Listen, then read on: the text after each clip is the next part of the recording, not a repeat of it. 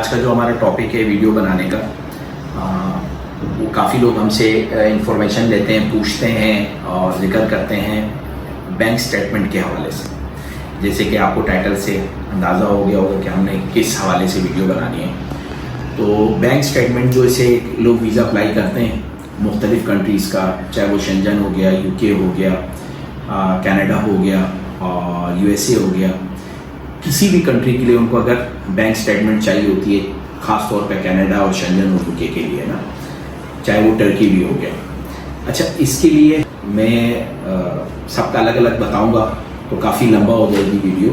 तो मैं आपको थोड़ी सी शॉर्ट में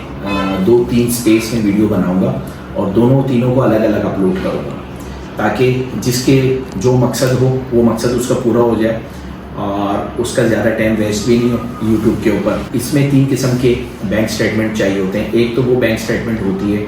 कि एक बंदे का बिज़नेस भी है और जॉब भी है। अब ये दोनों चीज़ें उनकी हैं और जाहिर बात है उनको बिज़नेस की भी बैंक स्टेटमेंट चाहिए और साथ में जॉब की भी चाहिए। लेकिन एक ऐसा बंदा होता है कि जिसकी सिर्फ और सिर्फ जॉब है, वो जॉब के हवाले से उनकी बैंक स्टेटमेंट बनी हुई होती है और वो अपनी जॉब ही शो करते हैं और जॉब के हवाले से ही वीज़ा लेना चाहते हैं, तो उनके लिए जॉब की बैंक स्टेटमेंट होती है। इसी हवाले से एक बंदे की बिज़नेस होता है और वो चाहते हैं कि भाई हम बिज़नेस के हवाले से अपना वीज़ा अप्लाई करें और उनके पास बिज़नेस के हवाले से बैंक स्टेटमेंट होनी चाहिए। तो आज जो हमारा टॉपिक है जिस पे हम बात कर रहे हैं वो हमारा टॉपिक है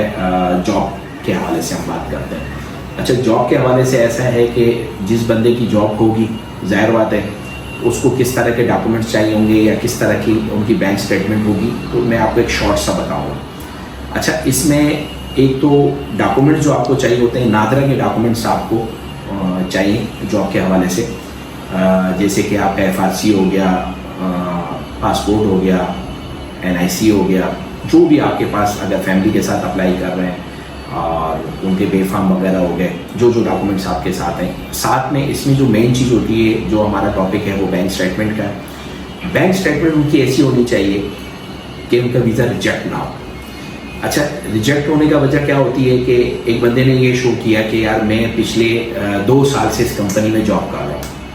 और मेरी सैलरी जो है इस कंपनी के अंदर 5 लाख रुपए है, ठीक है।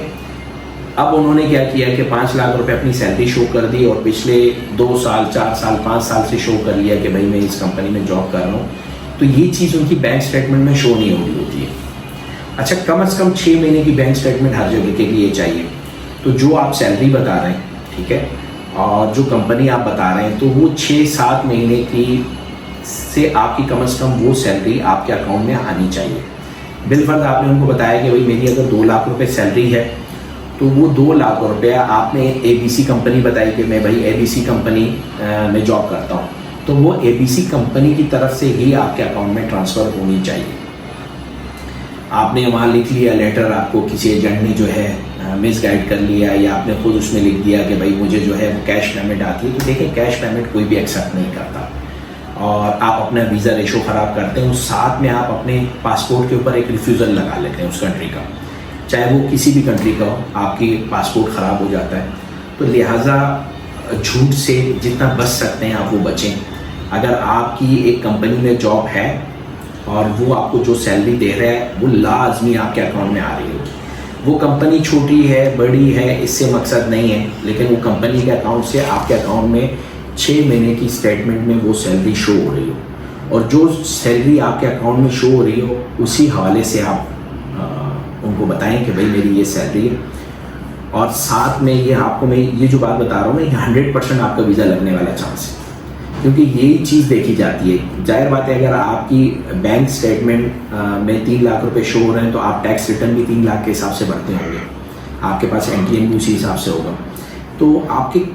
तकरीबन 80-90% डॉक्यूमेंट्स यहाँ कंप्लीट हो जाते हैं कि आपका टैक्स रिटर्न में भी शो हो रहा है कि आपकी 3 लाख रुपए सैलरी है, आपकी बैंक स्टेटमेंट में भी शो हो रही है, उसी हिसाब से आप अपना टैक्स पे कर रहे हैं। तो इनकी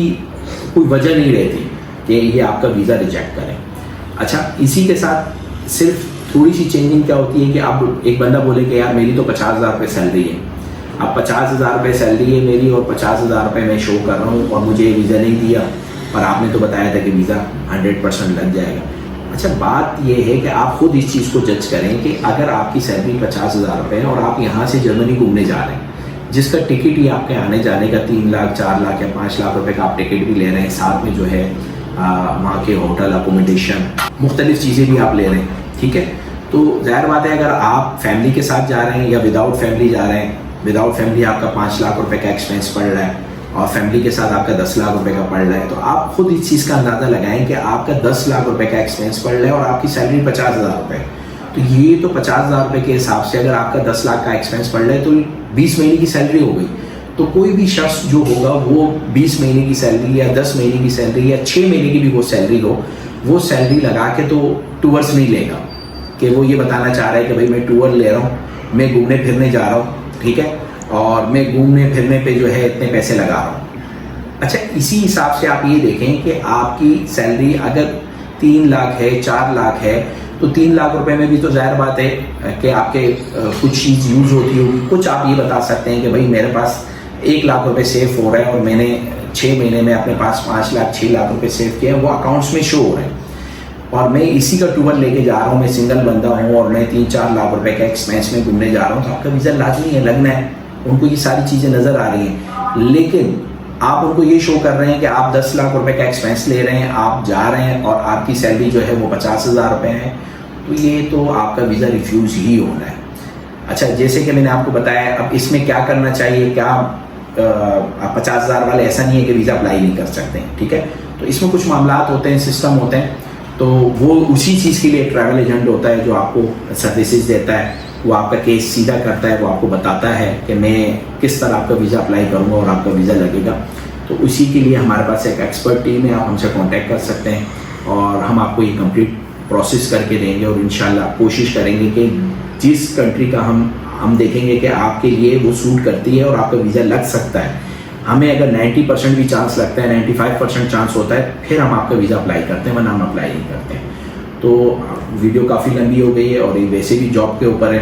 तो जॉब के हवाले से जो बैंक स्टेटमेंट है वो मैंने आपको डिटेल बता दी है। और अगर आपको मज़ीद कोई वीडियो देखनी हो बिज़नेस के हवाले से तो मैं अलग से वीडियो बनाऊँगा, आप उसमें देख सकते हैं, ठीक है। अस्सलाम वालेकुम वरहमतुल्लाह।